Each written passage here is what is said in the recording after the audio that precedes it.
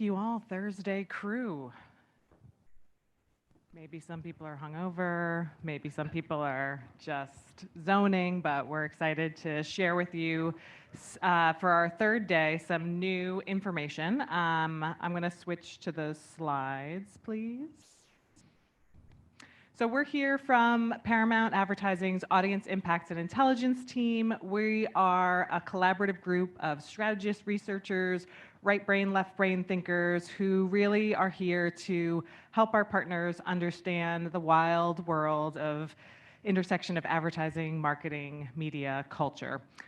So this is our third day doing a short insight session at the top of Brand Innovators. We were here on Monday. Alex and I did a piece on the culture of streaming.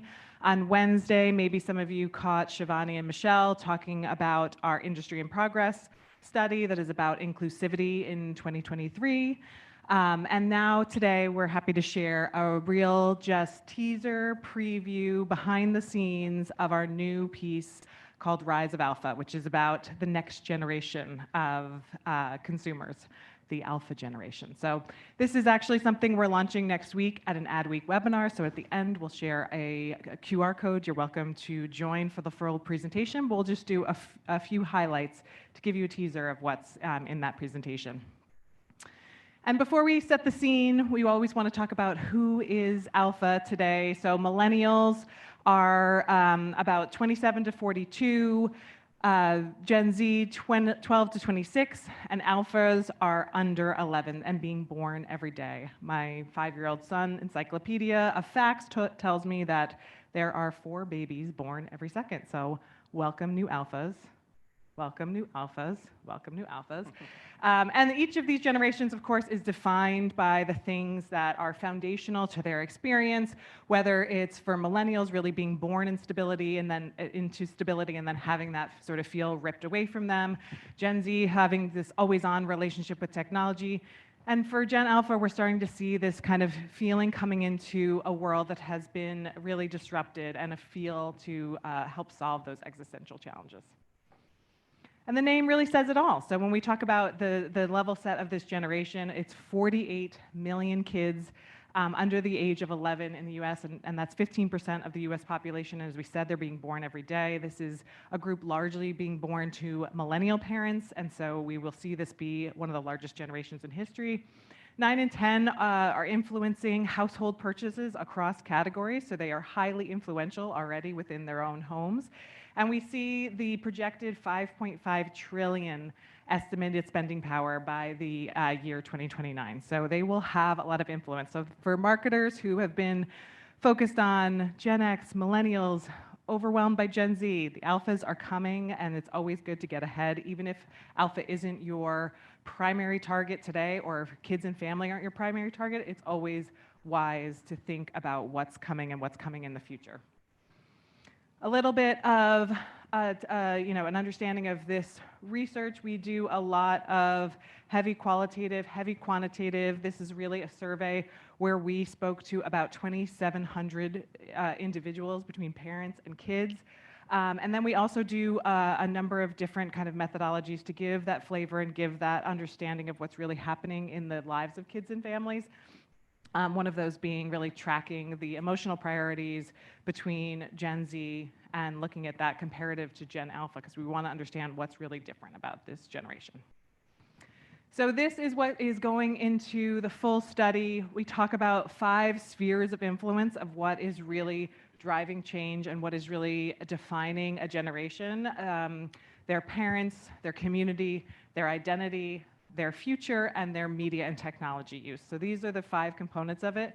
For today, we're just going to do a top level on parents, identity, and future. But again, feel free to come to this webinar. We're excited about it.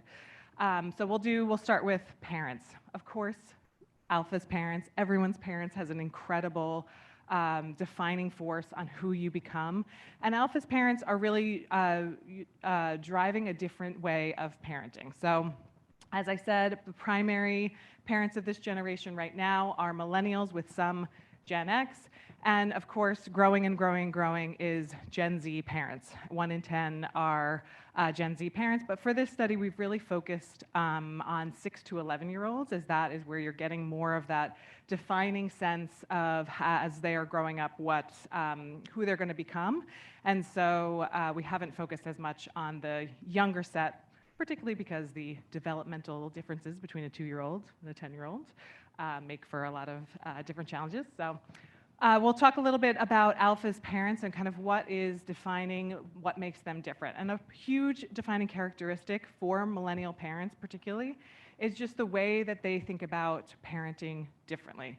They are really thinking about going from being together to growing together. So this is a generation of parents who are more self-aware, are more aware of therapy, of mental health, of mental wellness, of the developmental realities of what it takes to raise kids together.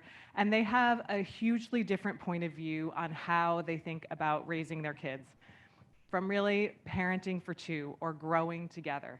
So we see a big change in terms of this parenting mentality around both the closeness that they have with their kids. We see a 27-point increase in terms of people saying that they are friends, best friends with their kids compared to 2017, up to 80%. So it is no longer do as I say, not as I do. It is no longer I'm not your friend, I'm your parent. It is very much we are in this together. I am learning alongside you. 93% of alpha's parents say that they're growing and learning alongside their children while parenting them. So there's this acknowledgement that I'm learning too, and I'm here to grow alongside you, and also that I don't have all the answers. 95% of alpha's parents are honest with their children that they don't have all the answers. They don't know everything, and that they're learning and growing too. So we see this quote from Jason, a dad in California, that says, "Part of our process requires us to reparent ourselves so that we can model for our kids what that looks like." We have a video here sharing a point of view on that as well. How do you raise self-aware children?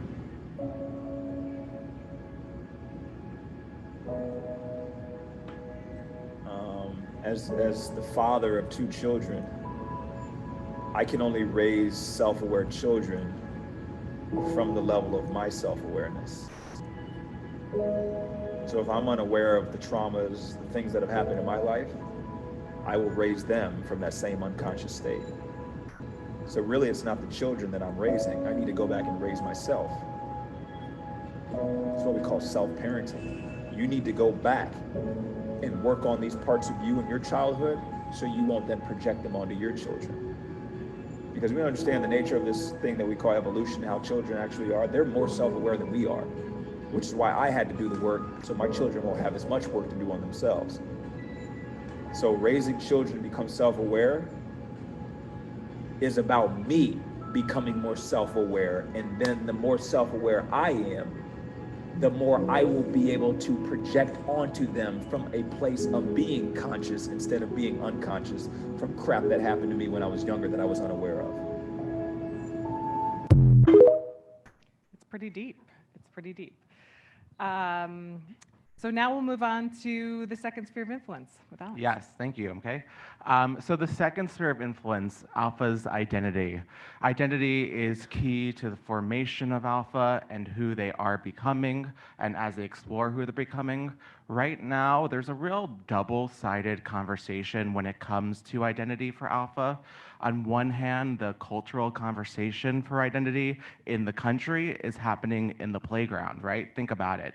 Book bans, legislation on gender identity, conversations around race. This is all being used, alphas are being used as a cultural wedge for these conversations to happen, and they are aware of this. But then on the other hand, in their homes, in the places that they're being raised, they're seeing an openness and freedom for their identity that did not exist in generations before. 9 in 10 of the parents that we spoke to said that their kids are being raised with the ability to have a lot more freedom when it comes to the exploration of their identity. And then think about the role models, right? The characters that they see on television, the people that they look up to. There's more representation for alpha than truly ever before. And, you know, you can say, interestingly enough, their alphas, what they're taking in is really coming from this second side of this conversation, as their identity is going from this limited expectation of who they could become to limitless exploration of who they will be. So one of the key kind of attributes when it comes to this formation of identity for alpha is this notion of unbridled confidence. Nearly 90%, 89% of kids say that they're completely confident in expressing who they are, and they're expressing themselves in a way that's in constant formation. They're playing with their identity. They feel empowered by their parents, by the things that they watch and consume, to be able to explore their identity. They're looking into the sandbox of tech and gaming to have very easy, non-committal ways to explore identity. And when it comes to identity, what is most key, or one of the most key factors, is this aspect of uniqueness. So we asked our parents in the survey what they want their kids to remember most about themselves, and uniqueness rose to the top. Now, this is above resilience and strength, intellect. Uniqueness was a major priority for what they want to instill in their kids, and it's working with Alpha. Alpha is confidently unique. They're confident of their uniqueness, and there's really no better way to explain it than this video that we have here. So what do you want to say to all the weird kids? I want to say stay weird and that's how you stay cool. Because once you're weird, you get cool when you're older. Yeah, I'm weird and I love it. But weird can also mean good things, like you're unique. Do random calculations by myself. Oh, really? I excel very well in math. What's 96 times 13? It's 960 plus 288. 1,248. Yup. Yeah! Can you make a weird sound? Can you make a weird face and a sound and a weird pose at the same time? Different one. A different one. Are you weird? Yes. Am I weird? Yes. Are we both weird? Yes. So really this outward confidence when it comes to expressing who you are with no shame in the game at all, and it's a trait that I wish that I had when I was younger, and I kind of wish that I had right now.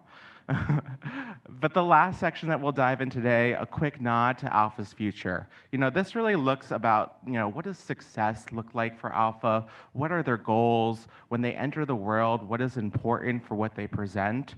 It's important to note that kids today, they're living in a much bigger world, and they are aware of these world's problems. They're acutely aware of it, and they're thinking about ways that they can make change in the world, and that they can make the world a bit better. So if you think about, typically for kids in generations past, what made like a quote-unquote good kid, if you're asking my mother, it would have been, and what's been instilled with me, be getting the good grades, giving them something to brag about, making your parents proud. This is not the case for Alpha.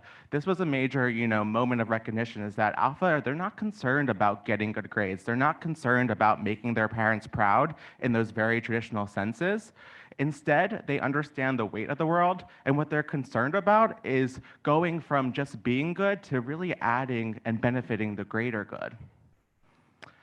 So they're on this journey already. 66% of alphas say that it's up to them to fix the system. They know the system's broken. They're aware the system's broken. They're being validated from their parents. 91% of their parents say that that their kid is going to make the world a better place.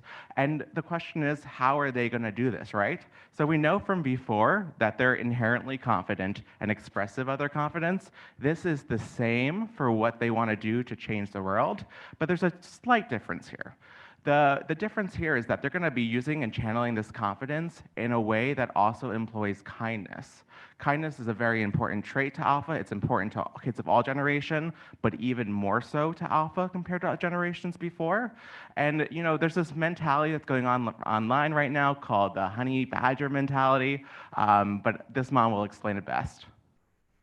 I just found out that my child, who was born in 2018, her generation is called Gen Alpha. And you know what their nickname is? I'll tag the creator who I heard this from. Gen Alpha Honey Badgers. When I tell y'all, as a millennial parent, I've never felt more seen or heard a more accurate description of an entire generation. Just Gen Alpha already hits the nail right on the head. Our 5-year-old is Alpha AF. Has been, always will be. And when I tell you honey badger is what I'd use to describe her on a good day, these little beautiful psychos have more fury, conviction, and confidence in their pointer finger, which they don't mind putting in your face, than any activist or politician on the stage right now. But these big, beautiful little messes that we call our children, it all stems from a place of empathy. I mean, they were raised by millennials, us. And For a time, we iPads, can continue to the because next they're the slide. first generation who literally has not known a day in their life without. But really, it's that entering the world with empathy, but with confidence, and they're going to instill that confidence and do what they believe is right in a kind and empathetic way. So we've seen manifestations of this come up already as we talk to Alpha and trying to get them to know what they prioritize for their future. They want to become this greater good. You know, they are fully aware of the world that they're living in. We asked Alpha, we said, when you grow up, what do you want to be remembered for? What traits do you want to be remembered for? The top 3 were being kind, being honest, and being helpful. So it's no surprise that their number 1 profession that they want to be when they grow up is working in healthcare. This is a major difference than generations of the past. You know, we saw an uptick in the past in careers in more entertainment, I'll use that word however you want to take it on, but in entertainment careers like influencing or becoming a celebrity, becoming well-known and outward, alphas are actually 25% more likely to say they want to work in healthcare than be an influencer, than be a celebrity. And this is really important, and it really just hones in how they want to apply these traits that they value to themselves to the future. Awesome. So that's just a teaser of a larger study. There's 2 other codes and lots more depth in each of those. So if you'd love to, we'd love to have you, host you for the webinar we're doing next week. Feel free to sign up. It's free, and it's Tuesday. It is the 24th at 24th, 1 thank you. p.m. Oh, I see. It's right here. Tuesday, the 24th at 1 p.m. So feel free to register, and we look forward to seeing you there. Thank you.